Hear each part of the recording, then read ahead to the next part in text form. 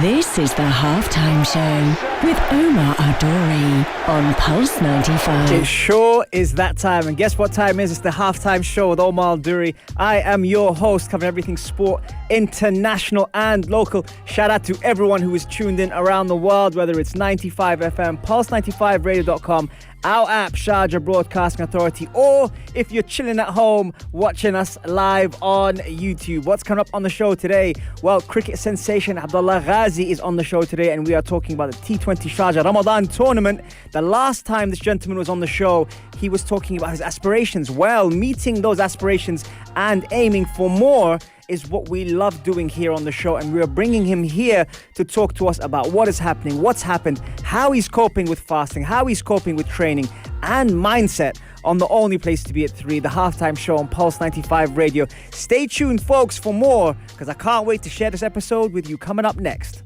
This is the Halftime Show with Omar Adori on Pulse 95. It sure is that time, and that time is the Halftime Show with Omar Adori. Thank you very much for tuning in. And as usual, we have our Ramadan riddle, which you can win. And the prize will be announced on Aisha Mazmi's Eyes On at 10 p.m. And the question of the day, right? Let's get this ready. And make sure you text in on 4215 with the answer. And Aisha will call out. The question of the day is, what is the most expensive spice in the world? I repeat, what is the most expensive spice in the world? You get a chance to win prizes. So make sure you text in your answer. If you know the right answer, text it in and we will be announcing that, or Aisha will, tonight. Okay, right. So the man himself, Abdullah Ghazi, welcome to the show, my man. Thank you. Good to be back. It feels like home now, man. You look much more comfortable, much more relaxed now. You know, the first time is the most difficult one, right? Yeah. And you're like, okay, I know what I'm what getting I'm into. doing. Yeah, absolutely. And speaking about that, a lot has happened since the last time you came on the show. We discussed like your ambition professionally and personally as well. We spoke about that. How does it feel reflecting on that? Very good. You know, like you stick to the plan long enough and you start seeing the results. You know, just keep doing what you're doing, focusing on all aspects, all positive aspects of your life. Try to fix, you know, not just sports or fitness, but like the whole mindset. Yeah. You just stick to it and it's consistency, right? Yeah. So after a little while, it's bound to give you results. So I'm very happy. I'm very, very, very happy. The last time I think you were on the show, I checked, was 11 months ago. Yeah. That's a while ago now. Yeah. Has it felt like 11 months? Has it felt shorter, longer? Somewhere in between. In between. What's happened since? A lot of positives have happened since then. Okay. Right. So a major change. I was transitioning at that time. You know, I was getting back into the rhythm of things, and it's just that I've continued with that rhythm. Yeah. And after a little while, I've seen that, you know, it's easier to do the hard work. The hard work's still hard work. Right. But it's easier. It starts giving you results more often than not. Okay. So that's your motivator. Whatever you do in life, you know, you want to see results. Yeah. And when you don't see results for a certain period of time, you start getting demotivated. Yeah. But when you've been consistent for long enough, the results keep coming in quickly. Yeah. Yeah. So I think, you know, that's the major thing. Like I know, okay, now I just need to like keep on cruise control. Cruise control. I like that. Yeah. I like that. Since you've been on cruise control and you've been just focused on what you do, it appears like you're quite focused on what you're doing. How has Ramadan now kicked into your cruise control? Because surely that'll be a bit bumpy, no? Yeah, basically the cruise control switched off. Yeah. It's all like hands-on manual now. Right.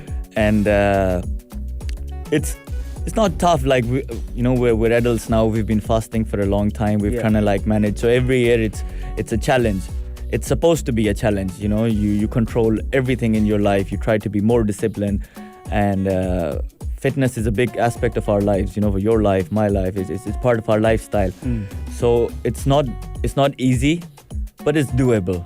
You just need to tweak it. Okay, you need to realize that you need to give the right nutrition in that space of time that you can consume. So a lot of my friends, to be honest, you know, they're probably listening, and we had this discussion that I'm not having the the fried samosa or like this and that. They're like, how could you not? Like, because it's not good. I've tried it, and then it's like a heartburn afterwards, and it's just dryness. I want to like refuel myself, because then I want to be able to push this engine and get performance out of it. Yeah. If I start, like, I'd love to eat all that yummy food, the junk food as well. You know, the chips, the fry, the sweet stuff. But then I want to be able to perform. So I got to choose. It's the right balance. Yes, it have to be a balance. Yeah. And so what does a normal day look like for you in Ramadan? So we're working from either 8:30 to 3:30 or 9:30 to 4:30. Right. So of course you've got to plan your day ahead, because it can't be on the same intensity levels as it is on a normal day. Yeah. So it's better you plan your day. You're like, okay, I'm gonna finish most of my work in the first half of the day. Yeah. Because your energy levels are gonna go down. Right. After suhoor, I personally think it's another maximum 6 hours that you sustain, and then it's just going downhill from there. So get the most of the work done, and 5 p.m. I try to hit the gym. So it's the last hour. It's the last bit. And is that your favorite time to train? I think in Ramadan that is the best time. Okay. Because with the discussions with like one of the coaches like Nick and Troy, both of them, they're like, even if you're putting the 50% effort that you are on a normal day, which is 100%, is giving you the same results. Your body is already like starved, it's already in a challenged state. So you're further pushing it. So even that 50% of effort is good enough. And in Ramadan, I believe you've got to just maintain, keep it going. It's going to be tough, it's going to be challenging, but that's the whole spirit of Ramadan. You push through, you don't give up. Yeah. Reflection is a massive thing. And over the last 11 months, you've been doing a lot of reflecting. Yeah. What to keep, what to remove from your life. What were the key takeaways on things that you had to remove, and what were the key takeaways, things you had to keep? First of all, I think one of the things is not getting involved into like unnecessary arguments with people. Okay, you can't change everybody. Yeah, you don't need to give advice to everybody all the time, right? Just because you're good at something doesn't mean that the other person wants to be good at that. Maybe they just want to participate, right? So keep your head down, keep it simple, be open, open to be approached. Yeah, and then you give advice. Try to create more peace around you. I like that. Okay, be less impulsive. A lot of times, like, hey, he honked me on the road. Why did he honk me? It's okay, no problem, let him honk. It's okay, you keep going. Why do you want to burn the extra energy over there? Yeah, that's better than me. Oh my God, when I get honked at, oh boy. So no, that's very good. It's a very common thing that we all do. I'm like, it's okay, man, you go ahead, no problem. I got better things to focus on than this just completely random, unnecessary thing just pass through. That element of focus is good though. That's probably why you're so successful in cricket. Because for me, someone tailgating me or honking me, boy, that's not a good sign. Okay, we'll take a quick break, and when we get back, we'll continue the incredible conversation with Abdullah Ghazi here on Pulse 95 Radio. This is the halftime show with Omar Adori on Pulse 95. Sure, it's that time. If you're a Bee Gees fan, I hope you enjoyed it. And if you're not, that wasn't me who put it on the playlist. Sorry, Terry. I'm just being honest. And shout out to my boy Ian as well, who's actually asked you a question, Abdullah. He's dived straight into it and he said, please, do tell me how Abdullah resets. How do you reset, my friend? Okay, so over the years, I've figured out that there cannot be just one thing that would reset you.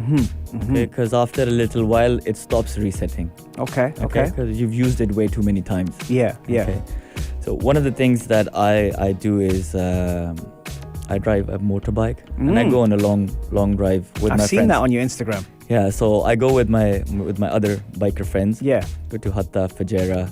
Just because in that, you're not doing anything with a friend. Yeah. It's just you driving that motorcycle and you being in that moment, and you just the scenery, and you go there, a bit of adrenaline, quietness. You're in constantly for that drive. Yeah. You're in that moment. Yeah. You're focused. That's one of the things. How long have you been doing that for? A couple of years. Okay. What else?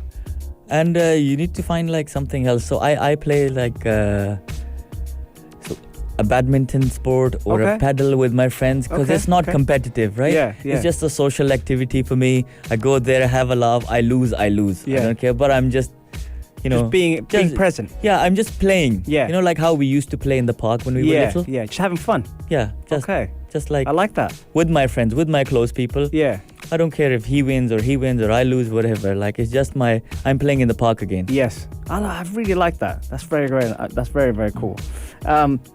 Something that you are playing as well, which is a bit more on a serious note at the moment, is the Sharjah T20 Cricket Tournament Ramadan League. Right now, it's happening. As one of the stars